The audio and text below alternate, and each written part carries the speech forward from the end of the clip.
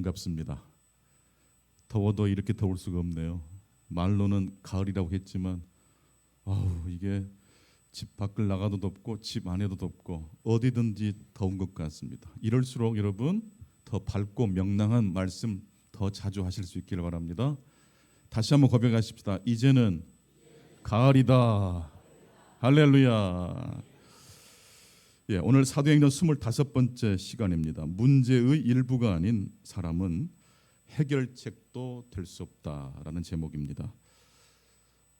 코끼리를 생각하지 말라고 하면 생각하지 않을 수가 없죠. 코끼리 생각하지 말아 보세요. 특히 파란 코끼리는 절대 생각하면 안 돼요. 이미 코끼리가 우리 뇌를 점령하고 맙니다. 단순히 제가 코끼리 이야기하려고 하는 게 아니고요. 코끼리를 통해서 건강한 삶이 무엇인지에 대해서 말씀드리고자 그러기 위해서 제가 코끼리 이야기를 좀 했습니다. 코끼리는 멸종 위기 동물에 속한 동물입니다. 그래서 야생 코끼리에 칩을 달아서 추적 관찰을 하고 있는데요. 그렇게 해서 축적된 정보를 바탕으로 1960년도부터 2004년 사이에 유럽의 동물원에서 사육하는 4,500마리의 코끼리와 케냐의 야생 코끼리 1,089마리 그리고 버마의 야생 코끼리 2,900여 마리를 추적하면서 동물원에 있는 코끼리와 야생에서 살아가는 코끼리 이 두 코끼리를 비교해 보았어요. 어느 곳에 있는 코끼리가 생존율이 더 높은지. 야생은 밀렵의 위험이 있는 곳이고 먹이도 부족합니다. 위험한 환경에 노출되는 것이 자연이죠. 자연은 봐주는 게 없어요. 여러분 세월이 우리를 봐주던가요? 자연은 파괴하고 깨뜨립니다. 주의 은혜가 꿰매고 우리를 붙들어주는 것이지 자연은 아주 가차 없어요. 지금도 시간이 흘러갑니까? 천천히 그냥 마음대로 우리가 원하는 대로 조작됩니까? 시간은 관계없이 계속 가요. 야생에서 그 위험한 환경에 노출된 야생 코끼리와 안전한 동물원에서 규칙적으로 사료를 공급받고 아플 때마다 수의사의 치료와 사육사의 보살핌을 받는 동물원의 코끼리 이 두 코끼리 중에 어떤 코끼리가 더 오래오래 건강하게 살까요? 야생 코끼리 대 동물원의 코끼리가 붙으면 누가 이겨요? 조금 더 생각해 보면 원할 때 밥 먹을 수 있고 규칙적으로 아프면 의사가 치료해 주는 동물원 환경이 훨씬 좋을 것 같지 않습니까? 근데 결과는 정반대입니다. 동물원의 코끼리들은 평균적으로 16.9년을 산 데에 비해서 야생 코끼리, 아프리카 야생 코끼리는 36년 정도를 살았답니다. 그리고 아시아에 가는 야생 코끼리는 41년 정도를 살았다는 보고가 되어 있습니다. 야생 코끼리와 동물원의 코끼리 중에 누가 이겼어요? 야생 코끼리가 이겼어요. 왜 야생 코끼리가 동물원 코끼리보다 더 오래오래 건강하게 살았을까? 학자들은 그 중요한 원인으로 자기 조절 능력이라고 이야기를 했습니다. 야생 코끼리에게는요 먹을거리도 변변치 않고 자연의 위험에 노출돼 있지만 그럼에도 불구하고 가고 싶으면 내가 갈 수 있고 가지 않고 싶으면 안 가도 되죠. 동물원의 코끼리들은요 내 마음대로 동물원을 뛰쳐나갈 수 있습니까 없습니까? 그건 불가능해요. 아무리 먹이가 풍부하고 수의사가 적절한 치료를 해줘도 거기 안에는 동물원 안에는 내 마음대로 선택할 자유가 없습니다. 비록 밀렵꾼이나 다른 포식자에게 노출되는 위험이 있지만 동물원의 코끼리가 아닌 야생 코끼리들은 스스로 먹고 자고 활동할 수 있는 무엇이 있어요? 자유가 있다는 말이에요. 그것이 스트레스에 대한 반응력을 높이고 건강과 생존을 높이는 데 도움이 됐다라는 이야기입니다. 여러분 건강의 비밀이 뭐라고요? 자유예요. 어떤 자유요? 선택할 수 있는 자유예요. 여러분 오늘 억지로 끌려오신 분 계세요? 자유가 없는 거예요. 물론 의무감으로 습관적으로 오는 분들도 계셔요. 그건 나쁜 거 아니에요. 그러나 그 마음속에는 뭐가 있어요? 내가 선택했나요? 끌려왔나요? 선택한 거예요. 그 선택할 수 있는 자유, 이것이 우리의 면역력을 높이게 됩니다. 예. 내가 뭔가를 결정할 수 없을 때 무력감을 느끼게 되고, 하지만 아무리 어렵고 힘들어도 내 스스로 작은 것이라도 실천할 수 있으면 무기력에서 탈출할 수 있습니다. 지난주일 말씀 중에 이런 말씀이 있었습니다. 패자는 목표를 세우지만 승자는 항상 하던 대로 해요. 루틴대로 해요. 오늘 아침 눈 뜨자마자 저는 뭘 했을까요? 할렐루야 아멘 감사합니다. 소리 크게 하진 않았어요. 근데 저도 모르게 중얼거리고 있더라고요. 같이 한번 해보실까요? 할렐루야 아멘 감사합니다. 이게 세수하듯이 샤워하듯이 양치질 하듯이 이게 저의 하루의 패턴이고 루틴이에요. 근데 이게 하고 안 하고 차이가 너무 많다는 것입니다. 책상 위에 작은 화물 하나를 놓는 것, 그 한 가지만으로도 환경이 싹 바뀌어요. 거창한 일을 해야지 성취감이 있는 게 아니라는 말씀이에요. 화분의 위치를 바꾸고 가구 위치를 좀 주부들이 바꿔만 줘도 숨이 튀는 것 같지 않습니까? 작은 소품을 사서 내 방을 꾸미고 거실을 꾸미는 것, 작고 소소한 일 같지만 그것을 내가 누군가 시켜서 한 게 아니라 내가 결정해서 했다면 그것은 나에게 보약이 되는 거예요. 여러분, 옷장을 열어보면 입을 옷이 별로 없잖아요. 근데 남자들이 볼 때는 옷이 그냥 새고 셌어요. 왜 또 옷을 사냐고 그러지만 여성들에게 그렇게 말하면 큰일 납니다. 왜 옷을 사요? 필요하기 때문에 사고 없기 때문에 사기도 하지만 내가 뭔가를 선택해서 결정할 수 있는 바로 그 지점이 작은 옷을 한 벌 사서 옷을 입고 보람을 느끼고 뭔가 존재 의미를 확인할 수 있다는 거예요. 아, 빵꾸도 안 났는데 옷을 하려고 그래. 제발 그러지 말자는 거예요. 계절이 바뀌면 약간의 변화가 우리의 삶을 더 풍성하게 해줍니다. 사람들은 불안을 싫어합니다. 그래서 불안의 요소를 제거하면 행복할 것처럼 생각합니다. 하지만 결과적으로 보니까 동물원의 코끼리보다 야생에서 사는 코끼리가 훨씬 건강하고 더 많은 생존율이 높았다는 것을 우리가 알 수 있습니다. 예, 성도 여러분, 동물원의 코끼리가 부러우세요? 야생의 코끼리가 여러분의 삶에 조금이라도 팁이 될 수 있는 통찰을 주는 존재라고 생각하세요. 그러므로 안전하게 풍족하게 살아가는 사람이라고 저 사람 너무너무 행복할까라고 속단하지 마세요. 풍족해도 풍족하지 않아도 행복할 수 있어요. 작고 소소한 일을 여러분의 삶의 리추얼로, 패턴으로 그렇게 삼고 실천하다 보면 우리의 삶의 행복 지수가 높아질 것입니다. 오늘 신약의 본문을 보니까 초대교회는 갈등과 문제가 면제된 교회가 아니었다는 걸 알 수 있어요. 그런데 되게 건강한 교회였다고 말씀드릴 수 있습니까? 없습니까? 있어요. 동물원의 코끼리처럼 안전한 교회가 아니었어요. 거칠고 갈등이 있었지만은 그럴 때마다 하나님께 지혜를 구하고 문제에 대한 해결책을 찾아갔던 교회가 초대교회예요. 문제를 아예 발생하지 못하게 막을 수 있는 존재는 없어, 이 세상에. 그러나 문제가 왔을 때 적절하게 대처할 수 있는 자유가 우리에게 있는 줄로 믿습니다. 걱정과 근심할 수도 있고 그 시간에 기도할 수도 있습니다. 선택을 내가 할 수 있다는 이야기입니다. 안디옥 교회에 어떤 문제가 있었습니까? 소소하고 작은 문제가 아니었던 것 같습니다. 큰 문제였어요. 왜냐하면 안디옥 교회가 소동이 났거든요. 어떤 문제이길래 이 교회가 아주 큰 혼돈을 겪게 되었을까요?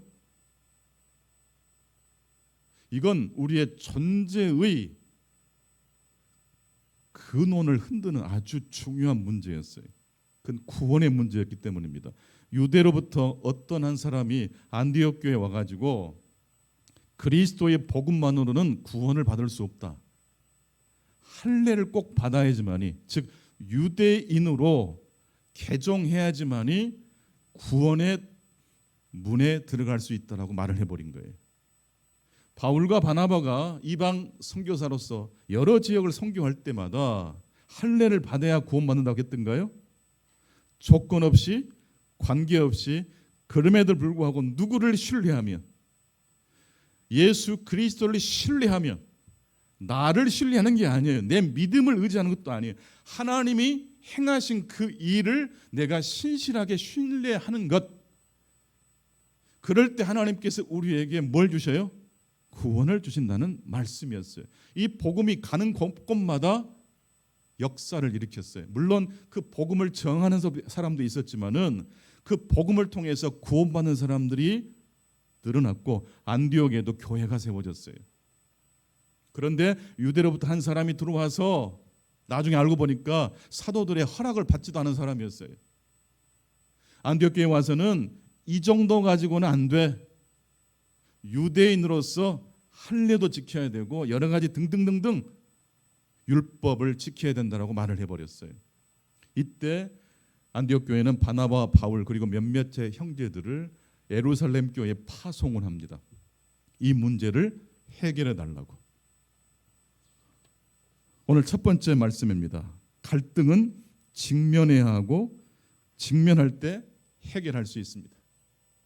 따라합시다. 갈등은 해결해야 되고 갈등은 직면해야 되고 해결해야 합니다. 갈등이 왔을 때 도망치면 안 돼요. 안디옥 교회는 갈등이 일어났을 때 그 문제로부터 도망치지 않아서 그 문제를 뚫어지게 봤어요. 물론 안디옥 교회 자체만으로 이 문제를 해결할 능력이 있어요, 없어요? 없어요. 그러나 적어도 이게 큰 문제라는 것은 알았어요. 우리 교회 힘만으로는 해결할 수 없다는 것쯤은 알았어요. 누군가에게 도움을 요청해야 된다는 아주 큰 문제라는 것을 분별했어요. 미국의 유치원은 아이들 입학은 첫날 가장 먼저 가르쳐주는 것이 도움이 필요할 때 도움을 요청하는 방법, 요령을 가르쳐준다고 합니다. 누군가에게 도움을 요청한다는 건 나의 취약함을 드러낸다는 뜻인데 여러분 약함을 드러낸다는 거 쉬워요, 어려워요? 어려워. 그래서 연습이 필요해요. 힘들 때 어려울 때 누군가에게 도와달라고 말하는 연습과 훈련을 해줘요. 그리고 자신의 약함을 말할 줄 아는 사람은 약한 사람입니까? 오히려 강한 사람입니까? 강한 사람이에요. 안디옥 교회는 강한 교회입니까? 약한 교회입니까? 강한 교회예요. 자신들 스스로 이 문제를 해결할 수 없다고 생각하니까 예루살렘 교회 사도들에게 형제들을 파송하고 있잖아요. 문제가 더 커지기 전에 대안을 찾고 있어요. 두 번째, 갈등의 상황에서는 무엇이 진짜 문제인지 분별할 수 있어야 됩니다. 어떤 갈등에 관심을 주어야 되고 어떤 갈등은 관심을 주지 말아야 하는 관심인지를 구분하고 분별할 수 있어야 돼요. 안디옥 교회는 유대에서 온 형제가 했던 그 일을 가벼운 문제로 해석했습니까? 중대한 문제로 분별했습니까? 이건 중대한 문제예요. 여러분 가정에 여러 가지 문제가 있지만 그 중에는요 집중해서 살펴야 될 문제가 있고 그냥 넘어가도 될 문제도 있나요, 없나요? 있어요. 남편들이 이제 양말을 이렇게 뒤집어서 항상 가지고 오시잖아요. 그럴 때 열받을 수도 있지만 목숨을 걸면 안 돼요. 열받을 수도 있지만 목숨 걸지 말아야 돼요. 그게 진짜 문제는 아니잖아요. 진짜 문제를 촉발시킬 수 있는 계기는 될 수 있어도 문제가 발생했을 때 뭘 하자는 거예요? 도망치지 말자. 두 번째는 무엇이 진짜 문제인지를 분별할 수 있어야 된다는 이야기예요. 할례를 받아야 구원을 받을 수 있다. 이건 진짜 심각한 문제예요. 예수 그리스도 복음 외에 다른 어떤 것들을 집어넣어야지 된다라는 것은 예수 그리스도의 복음이 충분하지 않다는 이야기가 되잖아요. 예수 그리스도의 복음을 믿으면 우리 인생이 바뀌어요. 믿으십니까? 물론 그렇다고 해서 예수 믿는 사람들이 아무것도 하지 않고 예수만 믿는다는 뜻 아닙니다. 예수님께 잘 보여야지 예수님이 나를 받아주신다는 것은 율법. 예수님이 먼저 우리를 찾아오셔서 그 피 묻은 손으로 나를 붙잡아 주셨으니 이제 삭개오가 그랬던 것처럼 과거의 잘못을 회개하고 새 인생을 살기로 결심하는 것, 이게 바로 우리들이 추구해야 될 모델인 줄로 믿습니다. 회개하고 주님을 찾아가는 게 아니라 주님을 만나서 감격한 은혜를 받았으니 회개한다는 뜻이에요.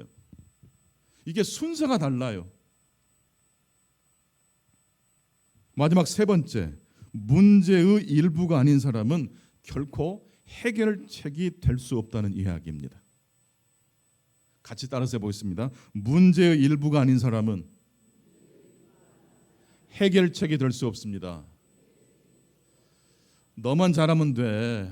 너는 왜 그 모양이냐? 이렇게 말할 때 상대방이 감동을 못 받아요. 그런데 나도 그랬어. 나도 청년 때는 그렇게 넘어지고 실수하고 자책할 때가 참 많았어. 라고 어른이 청년들에게 말을 하면 어떤 일이 벌어져요? We are the world가 돼요. 우리는 하나가 돼요. 우리라는 말을 사용하는 사람은 해결자가 될 수 있고 해결책을 제시하는 사람이 될 수 있어요.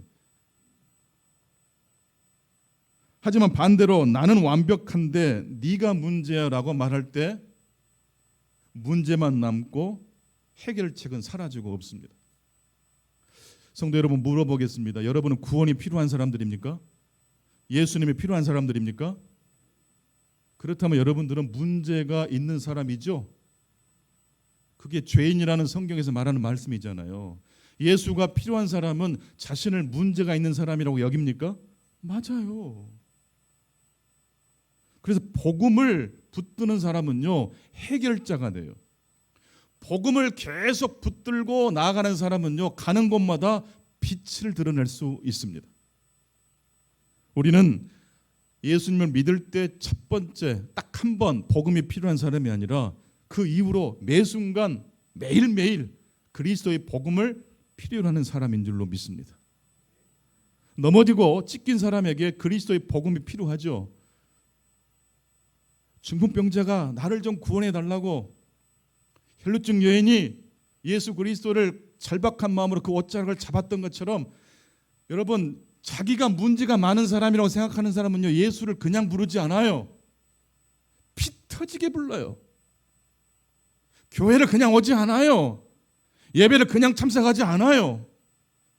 마음을 다하고 뜻을 다하고 성품을 다하여 주 하나님을 찬양하게 될 줄로 믿습니다.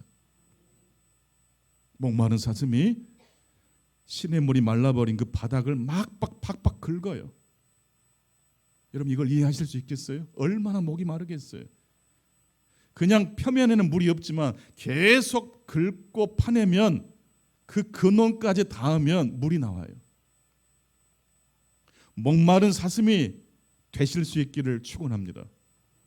내가 문제가 있는 사람이라고 생각하실 수 있기를 바랍니다. 그러면 복음이 들려와요. 삭개오는 나와 다른 사람이야, 수가성 여인은 나와 전혀 다른 사람이야 라고 읽지 마시고 예수님만 쳐다보지 마시고 예수님 주변에 있는 사람들을 뚫어지게 쳐다보실 수 있기 바랍니다. 그럴 때 그들을 통해서 예수님을 새롭게 발견할 수 있어요. 수가성 여인이 얼마나 예수님을 첫 번째 만났을 때 껄렁껄렁 껌을 짝짝 씹으면서 예수님께 시비 걸었는지 아시죠? 목이 마르니 물 좀 다오라고 예수님이 그러니까 유대인 남자로서 어떻게 나와 같은 여자에게, 사마리아 여자에게 말을 거십니까? 껌을 짝짝짝 씹으면서. 물론 성경에는 껌을 씹었단 말은 없는데 분위기가 그래요.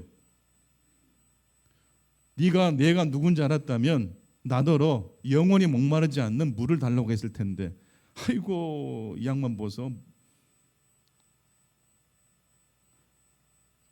바가지도 없으면서 무슨 그런 허풍을 떠시는 겁니까? 그러나 예수님께서는 그 여성의 이야기를 반박하거나 무찌르지 않고 계속 공감해 주시면서 어디까지 가셨더라고요? 영원히 목마르지 않는 물을 터치하니까 그 물 좀 나 좀 달라고 하니까 예수님이 슬쩍 이렇게 말씀하셨어요. 네 남편을 데려와라. 이 여성분이 몇 번의 이혼을 한 다음에 지금도 동거 중인 남자와 언제 헤어질지 모르는 사람이에요. 그러니까 이 여성분은 환경을 바꾸면 구원이 임할 줄 알았던 사람이에요. 자꾸 체인지하면 새로운 행복이 올 줄 알았는데 바꿔도 그 녀석의 그놈이에요. 영원히 목마르지 않는 물은 좋은 남편, 좋은 아내를, 좋은 직장을 만나야 해결되는 게 아니라 누구를 만나야 돼요? 영원한 목마름은 예수 그리스도를 만나야 해결될 줄로 믿습니다. 예. 이걸 이 여인이 경험했을 때 난리가 났어요. 사람들이 다 낮잠 자고 있는 시간에 동네로 들어가서 다 깨워요. 내가 그분을 만났다. 내가 그분을 만났다. 그날 전도가 어떻게 됐을까요? 저는 거의 100% 성공했을 거라고 봐요. 왜냐하면 내용도 방식도 여러 가지 면에서 볼 때 아마추어처럼 부족함이 넘쳤겠지만 그 여자분의 목소리 톤이 분명히 사람들을 일깨웠을 거예요. 내가 만났습니다. 내 영혼을 터치해 주신 그분을 만났습니다. 가슴에서 올라오는 그 목소리를 듣고 사람들이 다 깨어났을 거예요. 복음은 넘어지고 찢기고 목마른 사람에게 필요합니다. 동시에 복음은 누구에게 필요하죠? 건강하고 성실하고 하던 일이 늘 잘 되는 사람에게도 복음이 필요합니까? 네, 복음이 필요한 줄로 믿습니다. 그래서 교회에 오실 때는요, 관상으로 성도들을 파악하거나 외모로 판단하지 마세요. 옷을 잘 입고 오거나 얼굴이 근심이 있거나 관계없어요. 복음은 모든 사람에게 언제나 필요한 복음이기 때문에 그렇습니다. 그래서 우리는 만날 때마다 반갑게 인사하는 이유가 뭐죠? 우리가 다 복음 때문에 모인 사람들이기 때문에 그래요.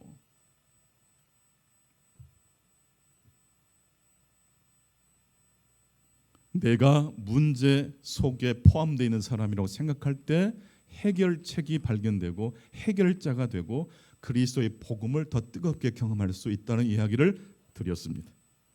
수예배 시간에 지금 사무엘 하 말씀을 공부하고 있는데 수예배 나오신 분들은 되게 좋다고 이야기를 하십니다. 안 나오신 분들은 모르시겠지만 괜찮다고 그래요.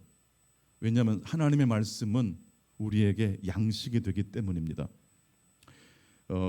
사무엘 하에 보면 16장 정도 15장 그 즈음에 보면 압살롬의 반역으로 다윗이 예루살렘을 혼비백산 탈출을 했을 때 그 도망가는 여정 중에 만났던 사람들 이야기가 나오는데 그 중에 다윗을 위로해 준 사람도 있었지만 다윗의 면전에서 저주를 퍼부었던 사람도 있었어요. 바로 그 사람이 시므이입니다. 시므이. 이때 다윗의 군대 장관 아비새가 명령만 내리십시오. 제가 칼로 저 사람 목을 베어버리겠습니다. 이때 다윗이 그렇게 하지 마라고 말합니다. 그렇게 하지 마라고 그래요. 왜 그랬을까요? 다윗은 문제가 터졌을 때 어떻게 문제를 접근했어요? 저놈만 없애면 문제가 해결된다는 게 아니라 그놈이나 나나 같은 종류라고 생각한 거예요. 나도 문제에 포함된 존재라고 생각해 보니 지금 저 사람이 나에게 저주를 퍼붓는 것이 그렇게 이상하게 들리지 않아요. 왜냐하면 내 아들도 나를 배신했는데 하물며 저 베냐민 족속 시므이가 나에게 저주 좀 퍼부었길로 놀랄 일도 아니죠. 그러면서 아비새에게 칼을 다시 칼집에 꽂아 넣어라 라고 하면서 이 말을 덧붙여요. 내가 이렇게 억울하고 힘들지만 잘 참아내면 혹시 하나님께서 나를 불쌍히 여겨주시지 않겠느냐라고 말을 덧붙여요. 이게 다윗이 문제에 대한 해결책의 한 가지 모습입니다. 저놈만 죽이면 돼라가 아니라 저 사람과 내가 한 공동체 안에 들어가 있다라고 생각한 순간 견딜 수 있는 마음을 하나님이 주셨고 더 나아가서 하나님이 이 위기를 잘 견뎌내면 혹시라도 은혜로 갚아주시지 않겠느냐라는 고백을 해버립니다. 다시 우리 성도님께 묻겠습니다. 우리 성도 여러분, 복음이 필요하십니까? 어제도 필요했지만 오늘도 필요하십니까? 복음이 필요하다는 것은 복음이란 자신이 죄인이라는 것을 여기는 사람에게만 복음이 기쁜 소식입니다. 문제 없다라고 사람들은 나를 평가할지 모르지만 하나님 앞에서는 우리는 문제가 여전히 있습니까? 없습니까? 있어요. 그래서 그렇게 마음을 먹는 순간 문제가 해결책이 보여요. 난 너와 달라. 너만 바꾸면 문제가 해결될 거야. 이것은 복음을 모르는 사람이에요. 너나 나나 복음이 필요한 죄인이야 라고 생각하는 순간 새로운 세계가 열리는 거예요. 하나님이 다윗에게 주신 해결책은 무엇이었습니까? 나도 그 문제의 일부야 라는 것이었어요. 같이 고백하겠습니다. 나도 그 문제의 일부입니다. 그러면 여러분, 여러분이 가는 곳마다 해결책이 여러분의 고백을 통해서 드러나게 돼요. 문제의 일부가 아닌 사람은 해결책이 될 수 없다라는 것이 오늘 설교의 제목이에요. 오늘 설교의 핵심 포인트예요. 나는 맞고 너는 틀렸다라고 생각할 때 상대방을 없애야 될 것만 같아요.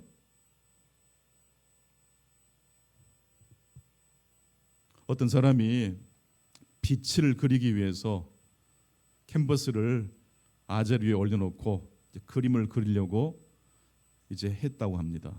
그런데 빛을 그리되 캔버스 전체를 다 빛으로 그리고 싶은 욕망이 일어났어요. 이 형 그리는 거 그냥 완벽하게 캔버스 전체를 빛으로 그리자. 그런 생각을 하다 보니까 결과적으로 어떤 일이 벌어졌을까요? 아무것도 못 그렸대요. 그냥 백지, 흰 바탕만 자기 앞에 있더래요. 그렇죠? 모든 걸 다 빛으로 채우면요, 다 사라져야 돼요. 완벽주의를 가지면요, 사람들을 괴롭히게 돼요. 온전한 사람이 되실 수 있기를 바랍니다. 이 온자가 부드러울 온자거든요. 반대로 렘브란트라는 화가는 빛의 마술사라는 별명을 가진 화가인데, 렘브란트의 그림을 한번 보시겠습니까? 이분은 빛의 마술사, 빛을 잘 그린 화가인데 가만히 보면 빛을 많이 그렸나요? 어두운 색을 많이 그렸나요? 여러분, 빛을 그리려면 무엇이 반드시 동반돼야 돼요? 짙은 색, 어두운 색이 동반돼야 돼요. 복음은 빛이에요. 근데 이 복음이 드러나려면 자신을 죄인이라고, 문제 있는 사람이라고 여길 때만이 빛이 되고 복음이 되고 예수님을 그리스도로 만나게 될 줄로 믿습니다. 빛이 있으려면 반드시 어둠이 있어야 됩니다. 오늘 사도들은 예루살렘에 도착한 이 바나바와 바울에게 문제 해결책을 제시하고 있습니다. 오늘 본문 사도행전 15장 9절로 11절 말씀을 한번 보시면 어떻게 예루살렘 사도들이 이 안디옥 교회 문제를 처리하고 있는지를 알 수 있어요. 9절로 11절 말씀 같이 읽겠습니다. 시작. 믿음으로 그들의 마음을 깨끗이 하사 그들이나 우리나 차별하지 아니하셨느니라. 그런데 지금 너희가 어찌하여 하나님을 시험하여 우리 조상과 우리도 능히 매지 못하던 멍에를 제자들의 목에 두렸느냐. 그러나 우리는 그들이 우리와 동일하게 주 예수의 은혜로 구원받는 줄을 믿노라 하니라. 11절 다시 한번 읽어볼게요. 그러나 우리는 그들이 우리와 동일하게 주 예수의 은혜로 구원받는 줄을 믿노라 하니라. 이게 핵심이에요. 이방인이나 유대인이나 주의 은혜로 구원을 받습니까? 그걸 확인했어요. 그걸 천명했어요. 이 복음의 이야기를 예루살렘 교회에 찾아온 바울과 바나바와 몇몇의 안디옥 교회 형제들에게 예루살렘 교회 사도들이 정리해 주고 있어요. 즉 주 예수의 은혜를 구원 만나는 것은 너희들이나 우리나 문제가 있다는 겁니까? 없다는 겁니까? 다 문제가 있는 인생이라고 이야기하고 있어요. 내가 문제가 있다고 생각하면 해결책이 보입니까? 안 보입니까? 보인다니까요. 저 사람만 바꾸면 문제가 해결된다고 생각하면 문제가 해결되는 게 아니라 더 복잡해져요. 예루살렘 교회 사도들은 안디옥 교회 성도의 대표로 찾아온 바울과 바나바와 몇몇의 형제들에게 할례 문제를 언급하거나 유대인의 관습의 문제를 먼저 언급하지 않고 먼저 복음을 이야기합니다. 우리는 다 같이 죄인이다. 다 같이 문제가 있는 사람들이다. 다 같이 그러므로 복음이 필요한 사람이다 라고 이야기하면서 흥분한 섭섭하기 짝이 없는 바울과 바나바의 마음을 만져주고 있어요. 그렇게 마음이 하나가 된 다음에 이제 야고보 형제가 그 다음에 이어서 예스 다음에 엔드잖아요. 이어서 말을 합니다. 충분히 공통 분모로 하나가 된 것을 확인한 다음에 야고보 형제가 이제 이방인 형제들에게 편지를 써서 가지고 갈 내용을 제안합니다. 너희들은 이방인 그리스도인이라면 우리는 유대 그리스도인이다. 유대인인데 그리스도인인 사람들에게는 그리스도인이 되기 전에 유대인으로 살았기 때문에 유대인의 관습과 문화가 있어요, 없어요? 있어요. 그냥 그 문화예요. 어느 도시에 회당을 만들고 유대인들이 디아스포라로 살고 있어도 거기 가던 늘 그런 풍습과 문화를 유지했던 거예요. 그게 복음보다 더 중요하지 않지만 그 리추얼, 관습이 유대인의 정체성을 형성하는 데 도움을 줬던 거예요. 그것이 바로 네 가지로 정리할 수 있어요. 이방인 신에게 바쳐진 고기는 먹지 않는다. 음행을 금지한다. 목매어 죽인 동물을 음식물로 취하지 않는다. 네 번째, 피를 먹지 않는다. 이게 레위기에 나오는 말씀이거든요. 이건 복음입니까? 율법입니까? 이건 율법이에요. 율법이라는 뜻은 나쁜 뜻이 아니에요. 율법이라는 것은 신적 방향이라는 뜻을 가지고 있어요. 하나님께 나아갈 수 있도록 표지판 역할을 한다는 뜻이에요. 그러니까 신앙생활하는데 율법이 도움이 됩니까? 돼요. 그래서 우리가 예수 그리스도로 은혜를 받은 다음에 십계명대로 삽니까? 안 삽니까? 살잖아요. 예수 믿고 거듭난 사람들이 자기 마음대로 윤리 도덕도 안 지키고 세상 예수 안 믿는 사람과 똑같이 살면 어떻게 돼요? 그건 문제가 많죠. 이렇게 베드로가 먼저 복음을 확인한 다음에 야고보가 유대인의 관습을 이야기하면서 이 정도는 우리가 서로 이방인 중에 그리스도인이 됐든 어떤 지역에 교회를 세우든 간에 유대인들의 관습과 풍습을 존중하는 마음으로 이걸 좀 지켜주면 안 되겠느냐라고 제안을 한 거예요. 이때 바울과 바나바가 어떻게 했어요? 그걸 수용한 거예요.